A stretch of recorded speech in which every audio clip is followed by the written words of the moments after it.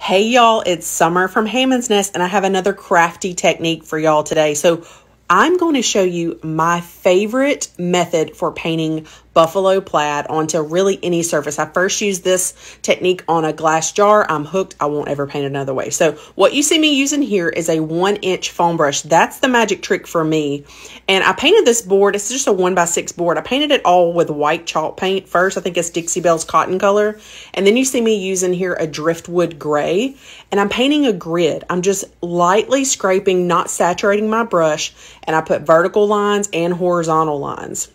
And this is all chalk paint that I'm using, and it has its own personality, you know, which makes it pretty easy to paint this particular technique.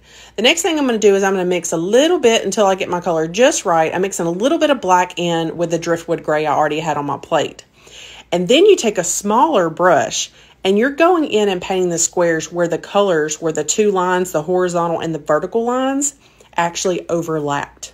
Easy peasy, right? So you keep going with that until all your squares are filled in.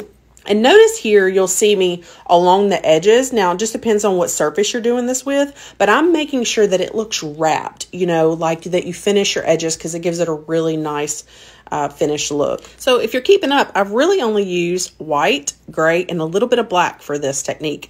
You could use 3 different colors if you wanted to. It'd work just fine, but I love the way this all came together. And the next step, because I'm going to show you how I made this sign that you saw at the first of the video. I love this saying is pray on it, pray over it, and pray through it. And I, on my silhouette, actually designed this with a font that I had purchased. And so you could do this if you have a Cricut or Silhouette machine. And then I have a stenciling vinyl, which I really love. I use mostly in my studio, I use either matte black or matte white vinyl, and then the stencil vinyl. So I'm getting that weeded is what you're doing, where you're taking out the parts that you want to paint. And then I have a transfer sheet, which I typically use just clear contact paper. And I'm grabbing my design. Here I'm measuring it, make sure it's centered. And then I'm going to use my tool to push it down and make sure that my blue sticker sticks to my board.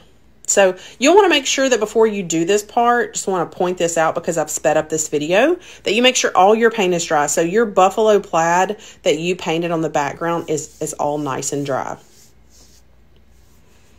And so here I'm using Clear Coat Flat by Dixie Belle to actually protect my stencil. So, you know, you might pick up a trick here that you don't know. If you do typically work with stencils, it's good to put a clear coat down or the coat of your background color to help with any bleed through. And then so now moving on, and I'm using the Caviar Black, and I'm filling in with a little foam brush all of my stencil. Now, if you work with stencils a lot, then, you know, you'll have your favorite technique. I personally prefer, I either use like a makeup wedge, like with those little foam makeup wedges, or I'll use a foam brush just to help with any kind of bleed through. And then once I get my desired number of coats on there, I'm going to pull up my stencil, starting with the stickers, and then I have the little weeding tool that helps me get all the insides out that didn't come up on that first grab. So you see how pretty this black chalk paint looks on this plaid that we painted? And again, I cannot emphasize how easy that plaid is to paint free-handed, other than, you know, when you're going for a rustic look. If I would definitely use painter's tape if you were super kind of particular about the straight lines and all, but it goes with my style overall. But look how beautiful. So that's after we get all of our stencil pulled up and everything. And then as one final measure, I'm going to use that clear coat again. And I'm going to seal my beautiful paint job in my chalk painted words and my chalk painted buffalo plaid. Well, I hope you enjoyed this super simple technique. Think of all the different things you could use it on. Like I said, the mason jar looks great like this. You could try it on that or try it on your own sign. I'm so glad y'all hung out with me for a few minutes today. I appreciate you watching, and I hope to be back to you very soon with another crafty idea. Bye-bye, y'all.